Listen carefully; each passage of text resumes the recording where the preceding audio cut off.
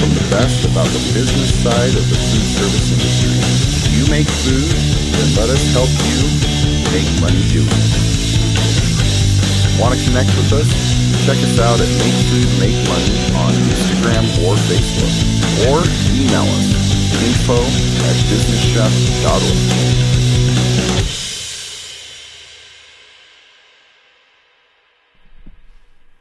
Hello there, party people. I always say it, but I'm going to say it again.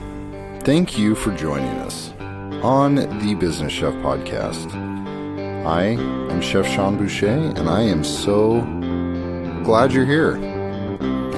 We've got a little bit of a different show today. Different in the sense that we have an announcement. Something that I'm personally excited about, that hopefully you'll be excited about, because it is kind of an exciting thing. You know, we've been doing this show for a little while now, and before we go any further, we got to make sure that we thank those who make this possible. And who is that? Well, first and foremost, it's you guys. You guys continue to listen, and we continue to be able to make great stuff, so thank you for listening. And secondly, thank you, ClickLease. ClickLease for taking care of us, looking after us, helping us out, and making this podcast possible. So thank you, ClickLease. And for those of you who haven't checked them out yet, clicklease.com. Get the equipment financing you need. You need it. So go get it. clicklease.com. So, here we go. Big announcement time. Are you ready? Dun, dun, dun. Really not that big of an announcement, but something that I am excited about because it's something that I did, and I'm grateful to be able to tell you what that is here. So, I wrote a book. As many of you know, I wrote a book called The First Timers Cookbook, and then I followed that up with The First Timers Bake Book, and then I combined the two, and it was a lot of fun. Was able to kind of get out and learn the book circuit and what it takes to be successful in that, which is a lot. Holy smokes. So I kind of vowed, well, don't know that I really want to go down that road again.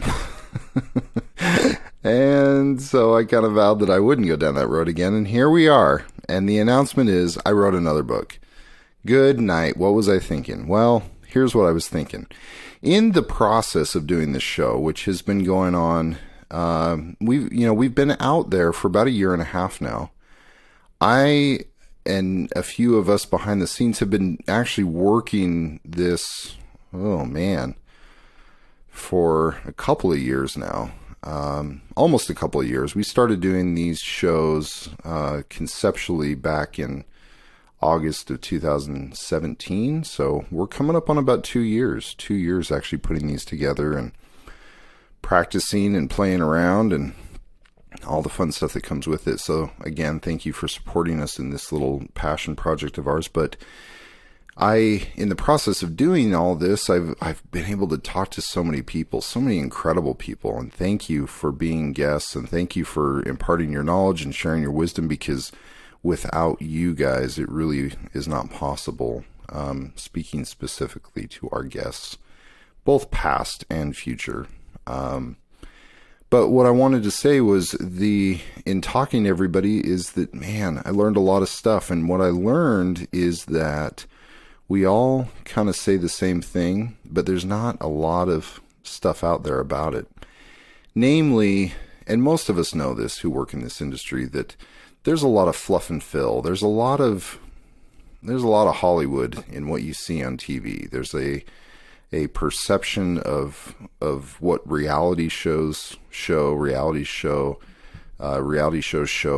kind of a idealized situation. Or, you go on something like Chopped, and really, like, when are you going to be pairing fiddlehead ferns with gummy bears and whatever else they show on there? So, and I don't even know if they've ever done that, but again, just a little example. But the reality is that we are a family. When we get in the kitchen and we start working together, we are about as dysfunctional as they come, but we are still a family, and we treat each other with a lot of contempt sometimes, but we also treat each other fairly nicely, and we learn a lot from each other. And I know I've talked about it before on past episodes and things, but I really thought it was important to address this kind of head on in the form of a book. So, as many of you know, I travel a lot, and I get on airplanes a lot, and I'm not one of those guys that, like, I'm not going to just throw my headphones on and play games on my phone. I'm not just going to watch the movie. Like, I like to be productive. I like to be able to do something. And so I started writing a book on planes. So, the fruition of that came a few months ago when I decided that I was going to publish a lot of what I say. Now, those of you who have been who've been with me for a little while, who understand my career and have been around, understand that I do a lot in healthcare, and I work a lot in a couple different spaces. But healthcare is the predominant field. I work with DM&A, Don Miller and Associates, out of San Diego, California, and we do a ton of stuff from, senior living to acute care hospitals, big ones, small ones, everywhere in between. I go from the the Bronx to the middle of nowhere in the mountains. So it's kind of one of those things where we do a lot of different things, and I'm able to do a lot of different things. But one of the things that is common among us is this family, this concept of taking care of one another. And that's something that just does not get portrayed in these reality shows. Some of this sense of family and some of this sense of being in the trenches together and really having to hammer it out, really having to survive together. And so I wrote this book based on advice that I've been giving to clients for years about setting standards and keeping people accountable, and just different ways that we do that. It's based around the premise of a leadership formula that I kind of came up with initially, that I've used for years, but is obviously a culmination of all the managers and mentors that I've worked with, but was further refined, and I have to give credit where credit's due, by my incredible wife, Megan. She just nailed it. She's very, very smart. For anybody who knows her, or has ever met her, she kind of puts me to shame, as it should be. But she noticed, so I had this formula as standards plus accountability plus consistency equaled success. And obviously there's a lot more to dive into there. And hey, go get the book and you can dive into it. And we'll talk a little bit more here, kind of giving sneak previews into some of the things, what I've said on the show in the past. But what she said was, it's more like standards plus accountability times consistency, because the more consistent you are with your upholding your standards, creating your standards, and holding people accountable to them, that's when the success comes. Is the more consistent you are over time, the more successful you're going to be. Holy smokes, man, she's smart. And so we ran with it. I wrote about it, and that book is now available. It is called Food People Management. And I titled it as such because we, as people who manage people in the food business, we're a little bit quirky. We've got a screw loose to be in this business. And but man, we're about as passionate a group of individuals as you will ever find in any industry anywhere out there. So anyway, I appreciate the ability to do this podcast, and I appreciate the ability to write books, and I just figured I'd put that out there. If anybody is interested in learning more about this, we've got links on the website, but then we've also are releasing this podcast. I mean, I don't know what else to say.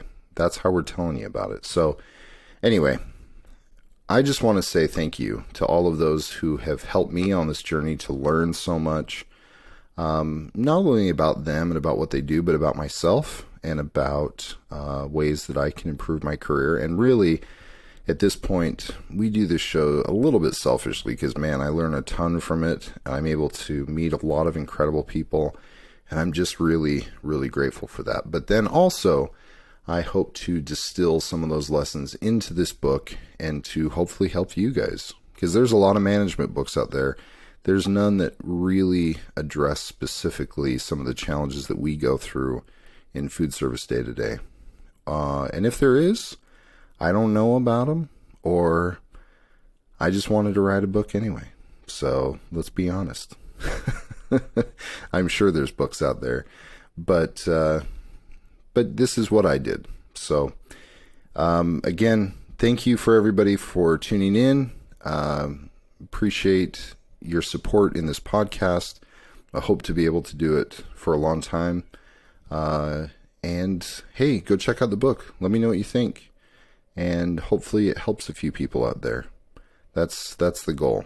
You don't make a lot of money writing books. Anybody who's ever written a book understands that. But you don't do it, at least I don't do it to make the money. The money's nice. I'll take the money. But I am not doing it to make the money. So anyway, enjoy. I hope that it is helpful, and if there's things that are helpful in it, please let me know. If there's things that aren't helpful in it, then let me know that too. Otherwise, cheers, and special thanks again to ClickLease for making this possible. ClickLease.com. Go check them out. Thanks, everybody, and catch you next time.